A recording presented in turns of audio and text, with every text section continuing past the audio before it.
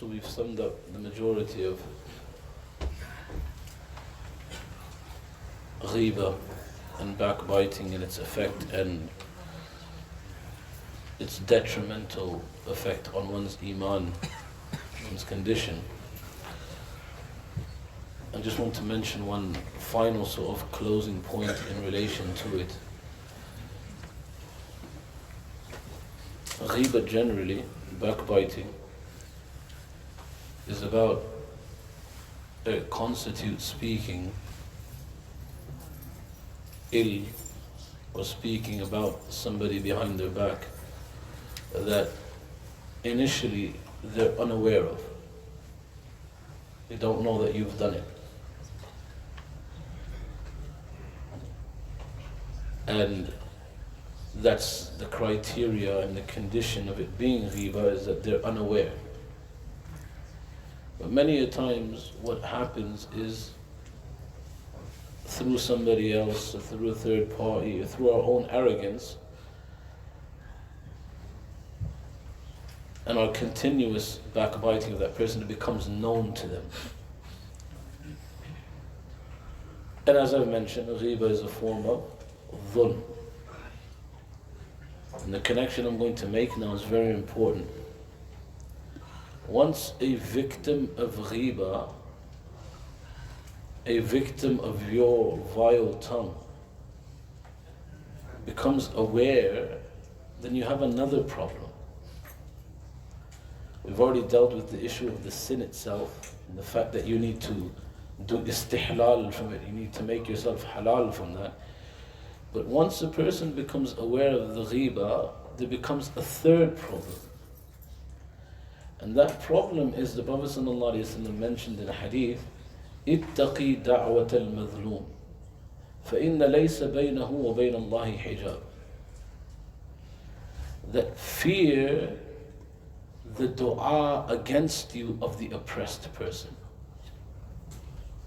اتقي دعوة المظلوم. Fear the dua against you of that person who you've oppressed. Why? فَإِنَّ لَيْسَ بَيْنَهُ وَبَيْنَ اللَّهِ حِجَابٌ.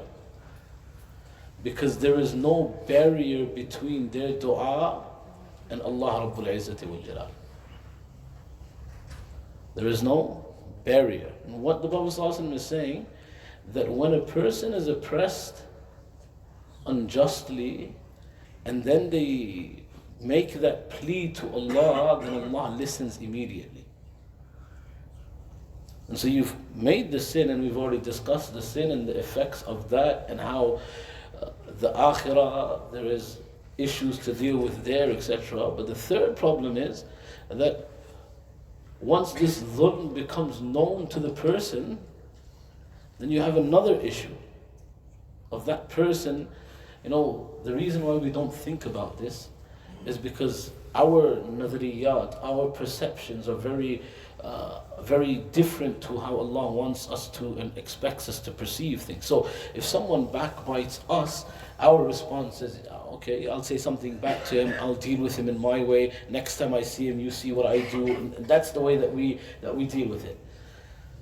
The Prophet ﷺ and the Sharia teaches us something else. I mentioned, I don't know if it was in the post-Fajr or the post-Dhuhr, but even the Mi'raj was given to the Prophet ﷺ because of oppression. Constant oppression from the people of Makkah, constant, that deep oppression from the people of Ta'if. And in response to that, Allah subhanahu wa ta'ala gifted the Prophet ﷺ with Mi'raj. Where did that Mi'raj come? From a dua. The Prophet ﷺ's heartfelt dua. It was a very emotional dua that he made to Allah subhanahu wa ta'ala, in which he says, Ya Allah, I don't forget about anybody.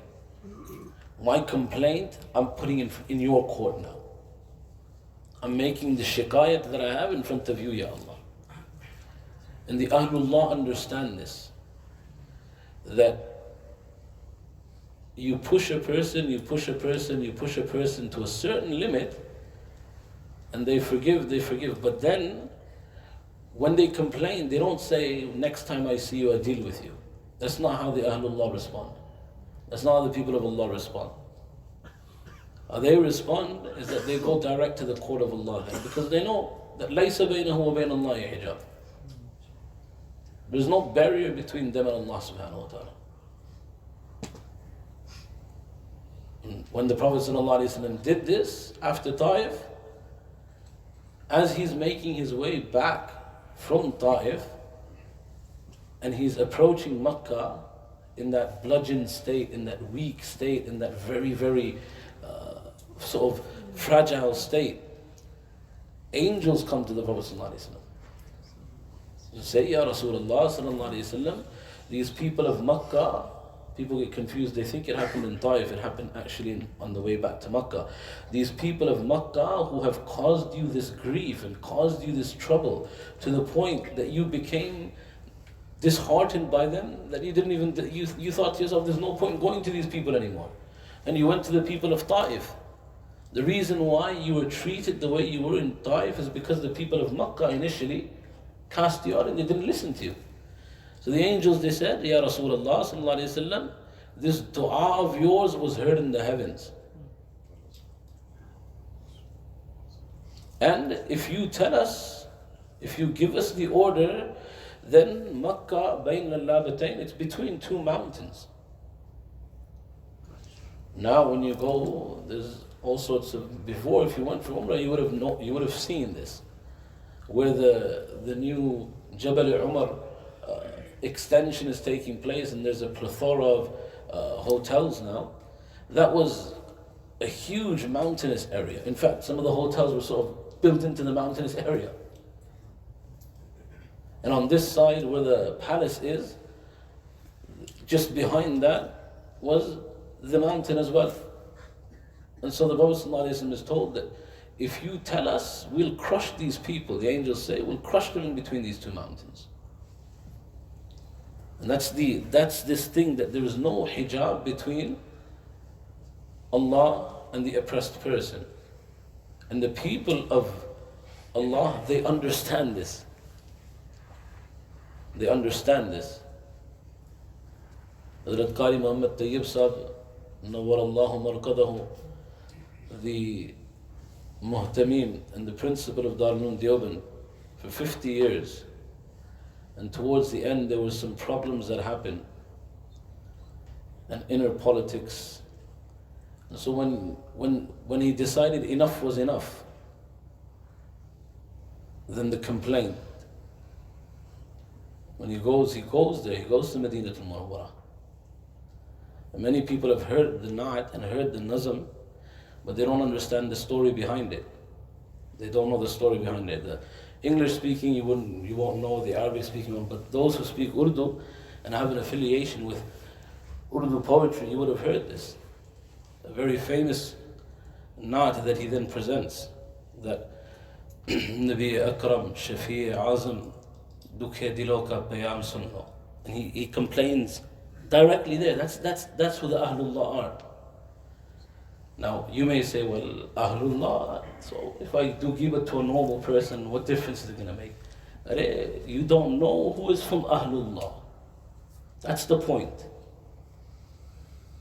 You don't know who is close to Allah.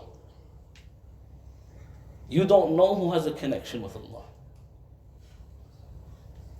Don't take someone face value and think to yourself that, look, he's not really habitual of the mosque, or he's like this, or she's like this, so what connection must they have with Allah? What do you know about their connection with Allah? What do you know about anybody's connection with Allah? Nobody knows. So why take that risk of oppressing them and then they complain in Allah's court? وَلَيْسَ بَيْنَهُ وَبَيْنَ اللَّهِ حِجَابٌ. There is no barrier then between what that person says and what Allah hears. The Prophet is telling us that then the defense from Allah is immediate. The defense from Allah becomes immediate then. So this is another problem with ghibah. That not only is it devastating for our iman, not only is it something we need to think about in terms of the repercussions in the akhirah, But if the mughtab, if the person that we have backbited becomes aware of it, and then they complain to Allah, then you're in there's another problem that you have to deal with. What's the third problem? Because it's dhulm. It's considered dhulm. To take wealth from a person or to take from a person's honor is dhulm in Islam. And so be conscious and be wary of the ramifications of. Look at how small it is. It's a sentence that comes out of your tongue. It's statements that come out of your tongue. But look at the problems it creates. And that's why, going back to the original thing that we started with, Man samata naja. The Prophet said, whoever keeps silent will be saved. Talk less. Talk. Like they said, the fuqaha, they said there's 4 types of discussion. Completely haram, mixed benefit, some good, some harm. Completely halal and mubah. What's permissible? There's no haram, there's no good. The fuqaha, they say, forget the 3, only speak when it's good. Only speak if there's benefit in your akhirah. If there's no benefit, don't engage in that conversation. Let alone something that's haram. Like eating from your brother's flesh, a dead carcass, as Allah describes it. So the extension of the problems that manifest through ghiba are not 1, 2, they keep extending. The problems keep getting worse. And if this person is so hurt by it that he decides that I take this to the court of Allah, then you're in trouble. Then you're in deep trouble. Allah give me the understanding. Allah give all of you the understanding. Give us the tawfiq to understand this. وآخر الدعوان الحمد لله رب العالمين سبحان الله بحمده سبحان الله وبحمدك نشهد أن لا إله إلا أنت نستغفرك ونتوب إليك